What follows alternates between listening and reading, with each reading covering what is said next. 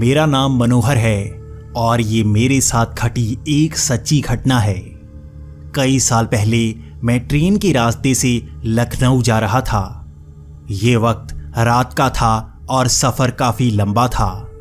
मैंने अपनी कोच में ये देखने की कोशिश की कि यहाँ पर कौन कौन है, लेकिन मेरा कोच लगभग खाली ही था और वहाँ पर कुछ ही लोग थे।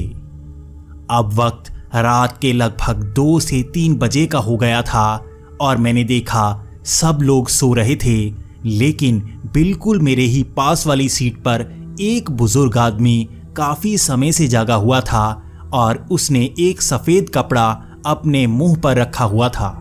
मैं काफ़ी देर से ये देख रहा था कि वो आखिर है कौन, लेकिन मुझे अब तक इसका पता नहीं लग पाया था क्योंकि उसने कपड़ा अपने मुंह से उतारा ही नहीं था। पहले तो मुझे ज़्यादा डर नहीं लग रहा था, लेकिन जैसे ही वक्त आधी रात का हुआ तब मुझे डर लगने लगा था, क्योंकि यहाँ पर ट्रेन कई स्टेशन पर रुकती है और हो सकता है ये कोई चोर उचक्का हो। मैंने अब तक उसका चेहरा नहीं देखा था और मैंने उसे चढ़ते हुए भी नहीं देखा था। मैं तो यहाँ पर आकर बैठ गया था। उसके बाद ट्रेन चल पड़ी थी और एकदम से जब मैं मुड़ा तो मैंने देखा ये बुजुर्ग आदमी मेरे साथ बैठा था। मैंने कभी उससे बात करने की कोशिश नहीं की थी, लेकिन अब मुझे थोड़ा थोड़ा डर लगने लगा था, क्योंकि एक अकेला आदमी जिसके चेहरे पर कपड़ा ढका हो वो मेरे पास आकर बैठा हो और मुझे उसका चेहरा तक नहीं पता हो। अगर वो मेरे साथ चोरी भी कर ले या ज़बरदस्ती मेरा कुछ छीन कर भाग भी जाए तो मैं क्या बताऊंगा कि वो था कौन। मैं ऐसे ही अपनी सीट पर बैठा था और जब से वो आदमी वहाँ पर बैठा हुआ था मैं तब से बाथरूम नहीं गया था, क्योंकि मैंने ये सोचा था कि अगर मैं यहाँ से चला जाऊँ तो ये मेरा सामान उठाकर कहीं भाग सकता है या बाहर फेंक सकता है। तो मैं यही सोचकर सीट पर बैठा हुआ था और मैं यही इंतज़ार कर रहा था कि वो कब अपना चेहरा दिखाए और मुझे पता लगे, या कहीं आसपास आकर कोई और लोग बैठ जाएं जिस कारण मुझे थोड़ा सा आराम महसूस हो और मैं बाथरूम जा सकूं। लेकिन वहाँ पर कोई नहीं आया था और पूरी कोच ही बिल्कुल सन्न सी पड़ी थी। हर कोई सोया हुआ था सिवाय 2 लोगों के, एक वो आदमी, एक मैं। अब मुझे काफ़ी ज़ोर का बाथरूम आ रहा था और मेरा पेट भी दुखने लगा था। अब मुझे बाथरूम जाना ही था, लेकिन मेरे मन में काफ़ी ज़्यादा डर पैदा होने लगा था कि कहीं वो मेरा सामान उठाकर बाहर ना फेंक दे और कहीं और सीट पर जाकर बैठ जाए।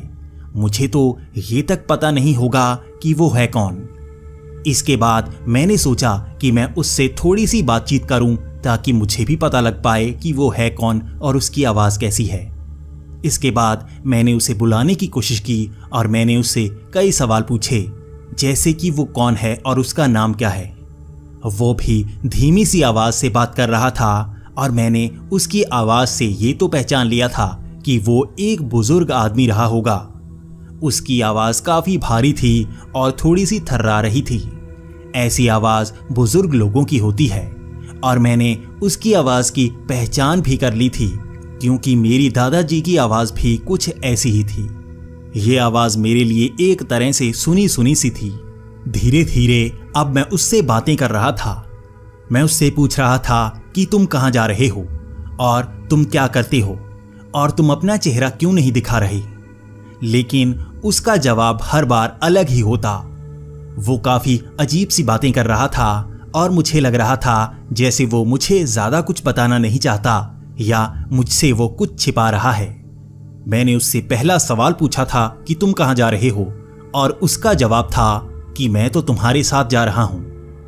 मैं भी इस बात पर हंस पड़ा था और मैंने उससे पूछा कि आखिर तुम वहाँ पर करने क्या जा रहे हो। तो उसने कहा कि कुछ नहीं, मैं तो बस तुम्हारे साथ रहूँगा और वहाँ से चला जाऊँगा। ये बात भी मेरे लिए थोड़ी सी अजीब थी। वो हर बात को जैसे मजाक में उड़ा रहा था, लेकिन मैं जानना चाहता था कि वो कौन है। थोड़ी देर ऐसे ही बातें करते करते उसकी आवाज़ काफ़ी अजीब सी हो रही थी और अब मुझे भी काफ़ी खींच आने लगी थी। मैं अब खींच कर उससे बातें कर रहा था कि तुम मुझे सही से बता क्यों नहीं रहे हो और तुमने अपना चेहरा ढका क्यों हुआ है। इसके बाद उसने कहा कि तुम मेरा चेहरा नहीं देखना चाहोगे और तुम सच में जानना नहीं चाहोगे कि मैं यहां पर क्यों हूं। लेकिन मैं जानना चाहता था कि आखिर वो इस तरह से बात क्यों कर रहा है। लेकिन उसके बाद उसने कुछ ऐसे शब्द कहे जो मेरे लिए काफी डराने वाले थे। उसने ये कहा कि तुमने ग्रेजुएशन में नंबर काफी कम लिए हैं। मैंने तुमसे कहा था पढ़ाई किया करो, तुम अब पढ़ना छोड़ चुके हो। यह बात काफी अजीब सी थी क्योंकि ये बात मेरे दादाजी कहा करते थे। ये आवाज भी वैसी ही थी। उसके बाद मैं थोड़ा सा चुप कर गया और उस आदमी ने कहा कि चुप क्यों कर गए, अब बात करो मुझसे। तुमने अपना करियर खराब कर लिया है, तुम अब जॉब के लिए अलग अलग जगह पर भटक रहे हो। मैंने तुमसे कहा था पढ़ाई अच्छे से करो, तभी जॉब अच्छी मिलेगी। ये बातें सुनकर मैं काफी डर गया था क्योंकि मुझे ये आदमी कोई अनजान नहीं लग रहा था, बल्कि ये मुझे अपने दादाजी लग रहे थे। लेकिन यही तो डराने वाली बात थी। मेरे दादाजी 1 साल पहले गुजर चुके थे और ये आवाज बिल्कुल उनकी थी। अब मैं काफी डर रहा था और मैं अब खींच भी रहा था क्योंकि मुझे लगा कि ये मेरे दादाजी की नकल लगाने की कोशिश कर रहा है। तब मैंने उससे कहा कि अपने चेहरे से ये कपड़ा उतारो, मैं देखना चाहता हूं तुम कौन हो। लेकिन उस आदमी ने कहा कि तुम देखना नहीं चाहोगे और तुम डर सकते हो, लेकिन मुझे यह पता करना था कि ये है कौन। तो मैंने उससे कहा कि अपने चेहरे से कपड़ा उतार दो, जल्दी करो वरना मैं यहां से तुम्हें बाहर फेंक दूंगा। उसके बाद उस आदमी ने अपने चेहरे से कपड़ा उतारा। वो सच में मेरे दादाजी थे, वही चेहरा, और उनके सर पर वैसी ही चोट लगी हुई थी और उससे खून निकल रहा था। मुझे पता है मेरे दादाजी की मौत छत से गिरने के कारण हुई थी।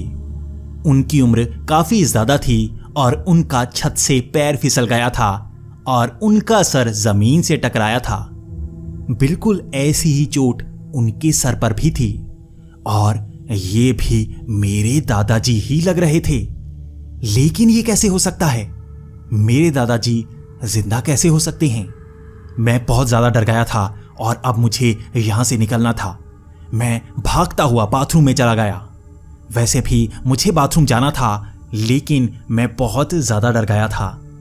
उसके बाद अंदर ही मैंने अपनी हिम्मत जुटाने की कोशिश की।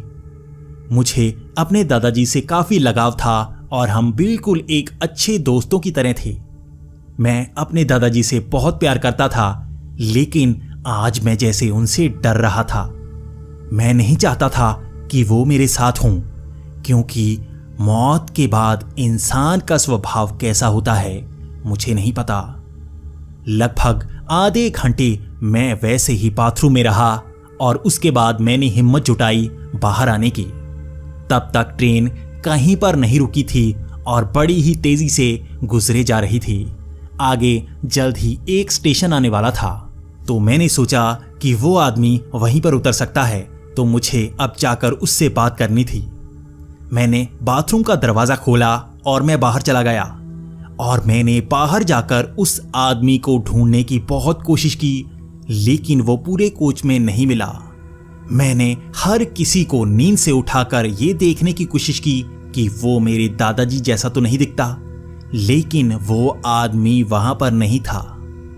पूरी जगह पर वो आदमी नहीं था और अगला स्टेशन आधे घंटे में आया, लेकिन वो आदमी मुझे वहां पर नहीं दिखा। वो जैसे हवा में गायब हो गया। चलती ट्रेन से कोई नहीं उतर सकता, लेकिन वो कहां गया?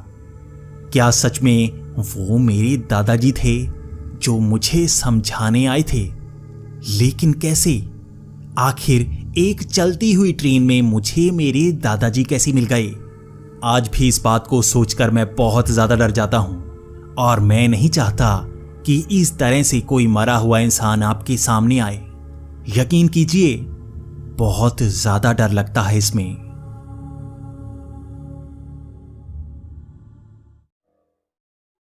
फ्रेंड्स, आई होप आपको ये कहानी पसंद आई और हर हफ्ते ऐसी मजेदार स्टोरीज सुनने के लिए मेरे चैनल को सब्सक्राइब जरूर कर लीजिए और बेल आइकन पे क्लिक कर देंगे तो आपको नोटिफिकेशंस भी मिल जाया करें।